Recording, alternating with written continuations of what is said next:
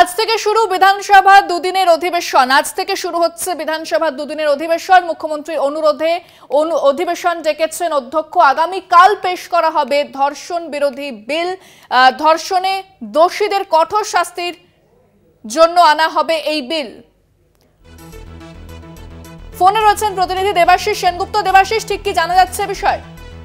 দেখো, আর কিছুক্ষণ আগেই হয়ে গেল বিজনেস অ্যাডভাইজারি কমিটির বৈঠক এবং সেখানে আজ থেকেই শুরু হচ্ছে বিধানসভার বিশেষ অধিবেশন। মুখ্যমন্ত্রী মমতা বন্দ্যোপাধ্যায়ের অনুরোধে মাননীয় অধ্যক্ষ বিমান বন্দ্যোপাধ্যায় এই অধিবেশন, দুদিনের অধিবেশন, অর্থাৎ 2 তারিখ এবং 3 তারিখ, আজ এবং কাল এই অধিবেশন চলবে।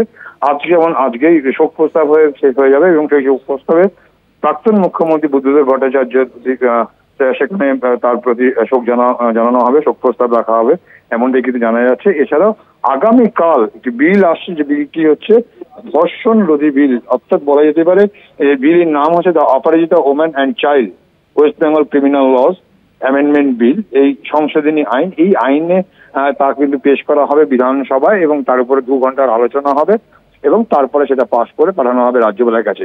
মূলত এই বিলের মূল উদ্দেশ্য হচ্ছে রাজ্য সরকারের যে দৃষ্টিভঙ্গি, মুখ্যমন্ত্রী মমতা বন্দ্যোপাধ্যায় 28 তারিখে তৃণমূল কংগ্রেসের ছাত্র পরিষদের যে জন্মদিবস উপলক্ষে যে সভা ছিল, সেই সভা থেকেই বলেছিলেন যে কঠোর আইন আনবে রাজ্য এবং সেক্ষেত্রে এই ধর্ষণের মতো ভিন্ন অপরাধের সর্বোচ্চতম যাতে সাজা হয় তা কিন্তু এই বিলে তার নিদান থাকবে।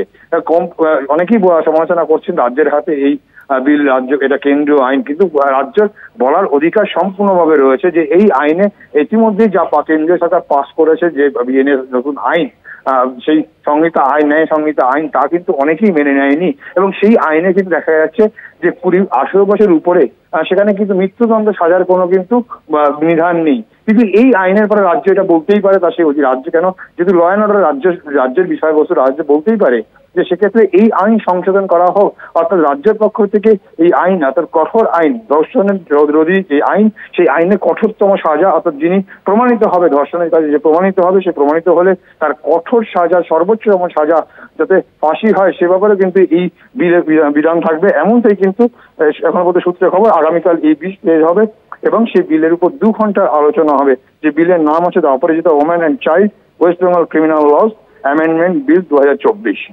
ধন্যবাদ দেবাশিস। কথা বললাম প্রতিনিধি দেবাশিস সেনগুপ্তের সঙ্গে।